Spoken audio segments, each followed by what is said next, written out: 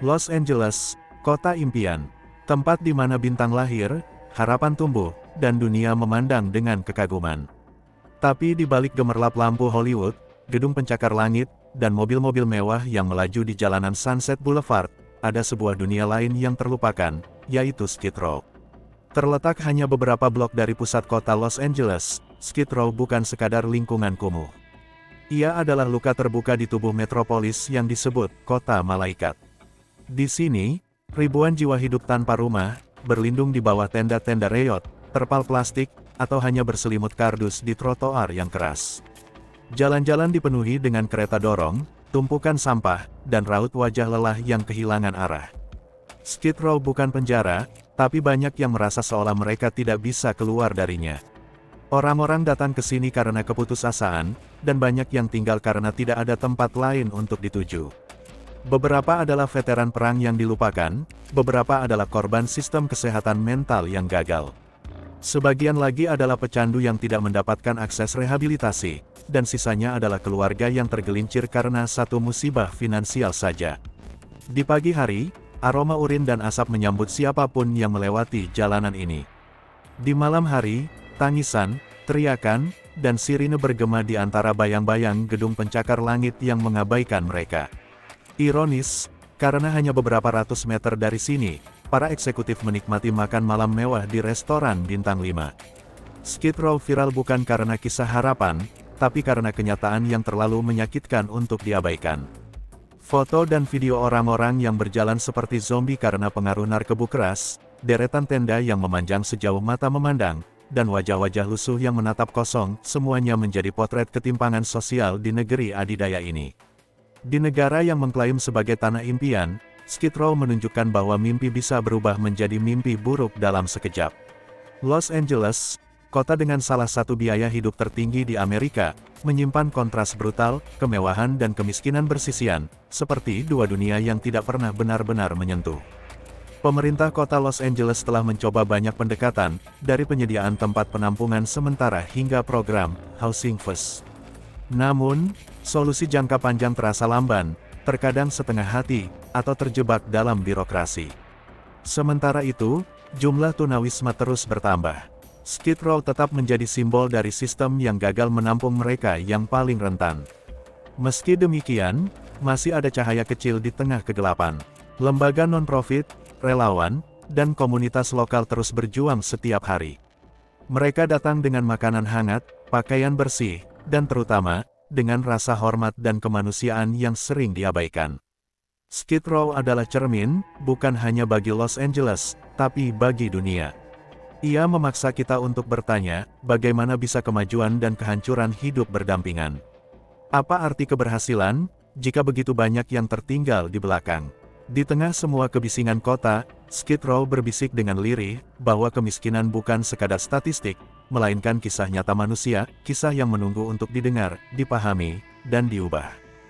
Bagi kebanyakan orang, rumah adalah tempat berlindung, tempat kembali setelah lelah seharian.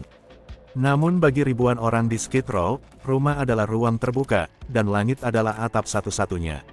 Hidup sebagai gelandangan bukan hanya soal kehilangan tempat tinggal, ini adalah tentang bertahan di dunia yang nyaris tak memberi ruang untuk bernapas. Kehidupan di Skid Row adalah perjuangan harian yang tanpa jeda. Mencari makanan bukan soal pilihan menu, melainkan soal bertahan hidup. Banyak yang bergantung pada dapur umum, bantuan komunitas gereja, atau makanan sisa yang dibagikan sukarelawan. Namun bantuan tak selalu cukup. Ada hari-hari di mana mereka harus berjalan berjam-jam hanya untuk sepotong roti dan air minum.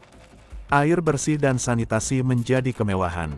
Toilet umum terbatas dan sering tidak layak. Banyak yang harus buang air di tempat terbuka. Tak heran, penyakit kulit, infeksi saluran pernapasan, bahkan TBC dan HIV menyebar cepat di lingkungan ini. Mereka yang sakit jarang mendapatkan perawatan memadai, rumah sakit sering menolak mereka karena tidak punya identitas atau asuransi. Saat malam turun, Skid Row berubah menjadi ladang bahaya. Tanpa keamanan, para gelandangan hidup dalam ketakutan. Perampokan, pemerciosan, hingga pembundiran bisa terjadi kapan saja. Banyak perempuan harus tidur dalam posisi duduk, atau berpindah-pindah tempat setiap malam demi menghindari seringan. Beberapa memilih hidup dalam kelompok kecil demi saling menjaga. Namun itu pun bukan jaminan keselamatan. Geng jalanan dan pengedar narkoba juga ada di lingkungan ini, menjadikan beberapa sudut Skid Row sebagai zona rawan kriminalitas. Banyak penghuni Skid Row terjebak dalam lingkaran kecanduan, bukan semata karena pilihan, tetapi sebagai pelarian dari trauma dan realitas yang terlalu berat. Obat-obatan menjadi pelarian sesaat dari rasa sakit fisik dan batin. Sayangnya, alih-alih mendapat rehabilitasi, mereka seringkali diadili dan dijauhi masyarakat. Selain itu, trauma masa lalu, baik akibat kekerasan rumah tangga, pemerciosan, perong, atau kehilangan keluarga, membekas dalam diam. Banyak dari mereka menderita gangguan kejiwaan seperti PTSD, depresi berat, dan skizofrenia, namun tidak mendapatkan akses ke layanan kesehatan mental yang layak. Skid Row tidak hanya dihuni oleh pria dewasa. Ada perempuan, anak-anak, bahkan lansia. Anak-anak yang tumbuh di lingkungan ini kehilangan masa kecil mereka, hidup di antara kekerisan dan kesenjangan. Sementara lansia terpaksa mengemis atau mengais makanan di tong sampah untuk bertahan hidup di masa tua. Meski penuh luka dan penderitaan, tidak semua cerita di Skid Row adalah tentang keputusasaan. Ada juga yang perlahan bangkit, mereka yang berhasil keluar dari kehidupan jalanan, memulai lagi dari nol, berkat program bantuan, pekerjaan sosial, atau keberuntungan kecil yang tak terduga.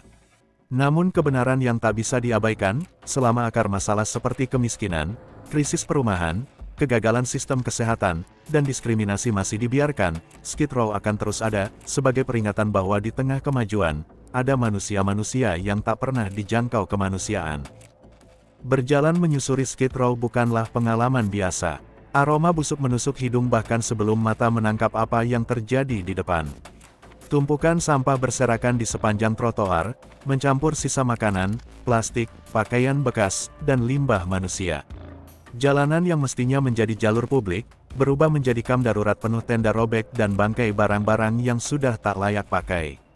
Skid Row bukan sekadar kumuh, ia menyerupai zona bencana permanen di tengah kota metropolitan kelas dunia. Tenda-tenda kecil dari terpal biru dan oranye menjamur di trotoar, berhimpitan begitu rapat hingga hampir tak ada ruang untuk berjalan kaki. Mereka yang tidak punya tenda hanya beralaskan tikar, selimut lusuh, atau bahkan tidur di atas trotoar tanpa alas sama sekali. Barang-barang pribadi, seperti kereta belanja yang penuh pakaian, sepatu usang, atau boneka tua, menjadi satu-satunya harta yang dimiliki. Ketika hujan turun, air bercampur lumpur dan kotoran membanjiri tempat tinggal mereka. Tak jarang, tenda-tenda hanyut atau rusak, memaksa penghuninya kembali tidur di bawah langit terbuka. Skid Row nyaris tanpa sistem sanitasi yang layak. Toilet umum sangat terbatas dan seringkali dalam kondisi menjijikkan, penuh limbah, bau menyengat, dan tidak terawat. Karena tidak ada tempat yang layak untuk mandi, sebagian besar penghuni Skid Row tidak bisa menjaga kebersihan tubuh mereka. Hal ini memicu penyebaran penyakit kulit, kutu, hingga infeksi kronis. Tahun-tahun sebelumnya, bahkan terjadi wabah tifus dan hepatitis A yang menyebar di kawasan ini, sesuatu yang sangat jarang terdengar di negara maju. Sungai kotor yang mengalir di tepi jalan, seringkali berasal dari buangan urin dan air cucian, menjadi pemandangan harian.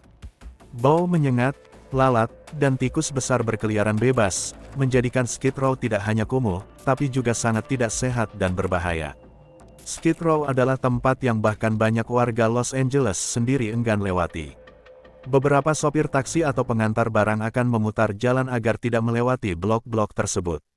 Wisatawan yang tak sengaja melintas seringkali kaget, bahkan takut, dengan kondisi ekstrim yang mereka saksikan.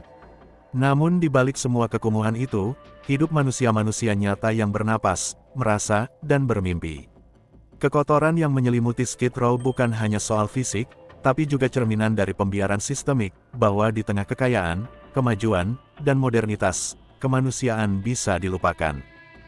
Skid Row bukan hanya sekumpulan tenda dan jalanan kotor, ia adalah representasi kegagalan kolektif. Ia adalah jeritan diam dari ribuan manusia yang diabaikan oleh sistem, di tengah kota yang konon menjanjikan impian.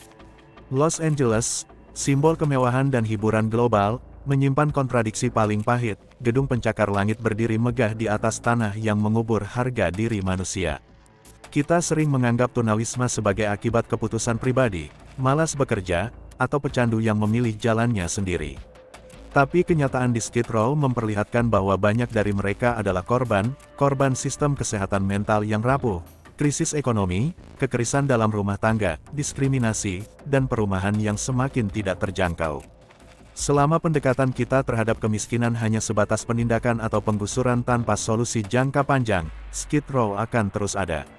Ia akan terus menjadi luka terbuka di wajah modernitas, peringatan keras bahwa kemajuan tidak ada artinya jika hanya bisa dinikmati oleh sebagian kecil manusia. Skid Row tidak membutuhkan belas kasihan kosong.